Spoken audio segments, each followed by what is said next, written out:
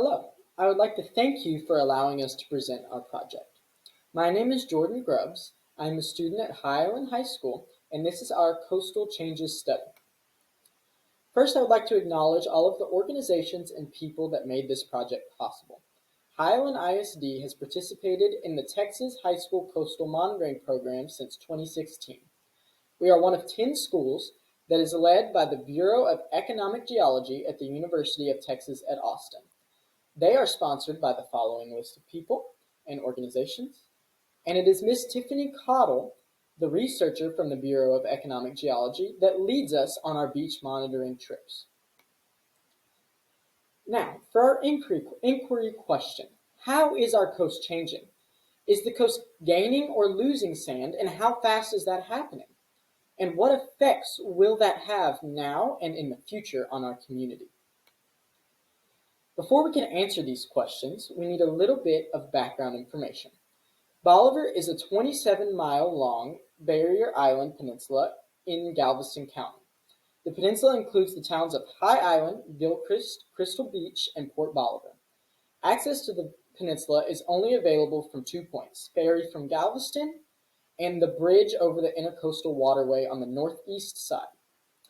According to 2020 U.S. Census data, there are only 2,500 permanent residents on Bolivar Peninsula.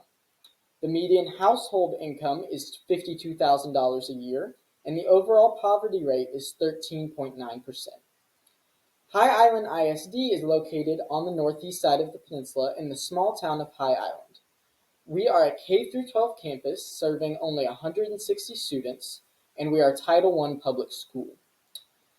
Bolivar has experienced many hurricanes and storms over the years. There's an average number of years between major hurricane impacts is 29.8, but the average number of years between any storm impacts at all for the peninsula is only 2.9 years. Recent storm impacts include the 2017 Tropical Storm Harvey and 2008 Hurricane Ike. Now, for our hypothesis. We hypothesize that the Bolivar Peninsula and its community will be impacted by the effects of coastal change. For our procedures, we measure at the same locations every year. We measure 3 times a year, once in each of the seasons of fall, winter, and spring to capture seasonal variations in data.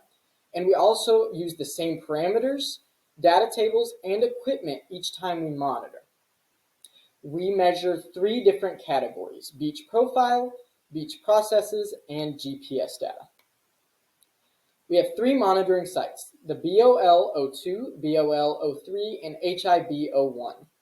BOL-02 is west of what is called Rollover Pass on the peninsula, which is a man-made canal that connects the East Bay to the Gulf of Mexico. BOL-03 is east of Rollover Pass, and High Island Beach, HIB-01, is closer to the town of High Island itself. Now, recently Rollover Pass was filled in the year of 2019, and we have not been able to collect much data since that, but we are excited to see how that will influence erosion in the future.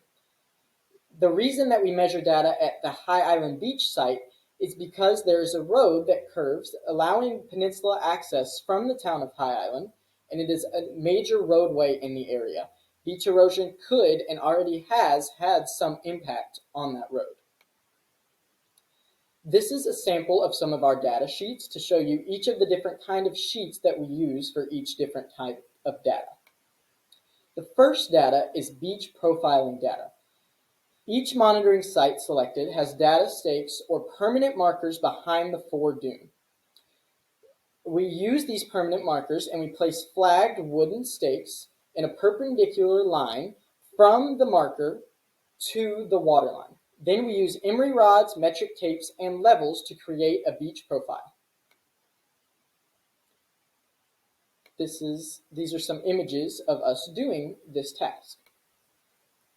Now, beach profile data is used to predict volume of sand and monitor the shape and elevation of the beach and its dunes. Next is the beach processes data. We use wind meters and compasses to measure wind speed and direction. Observations are recorded for width of surf zone, breaker type, wave direction, and period. Next, we gather longshore current by throwing an orange beyond the surf zone and measuring its rate of motion along the shore. From this, we can calculate literal drift speed. The final source of data is shoreline mapping. For this, we use GPS technology. Students hold GPS units and walk along the shoreline, which is the wet-dry line, and the vegetation line. The GPS maps are inputted and displayed on Geographic Information System software provided by Ms. Cottle and the University of Texas. On this slide, we see satellite images with an overlay of our GPS data.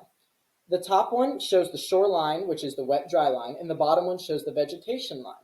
For both of these, you can see that the pink line, which is the 2021 data, is much further inland than the rest of the data, specifically the 2016 data.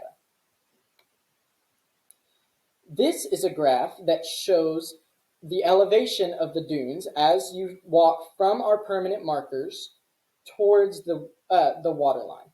You can see that the pink 2021 data marker is much shorter, implying that we get to the water much quicker, and the dune elevation has changed slightly over the years. Now, how will this impact our community? Shoreline changes are most pronounced at the eastmost site, which is High Island Beach. In 6 years, our original marker has been lost entirely to erosion. Shoreline has shifted 25 meters landward, and the vegetation line has moved 45 meters landward. Changes are also noted at the other two sites, Bolivar 2 and Bolivar 3.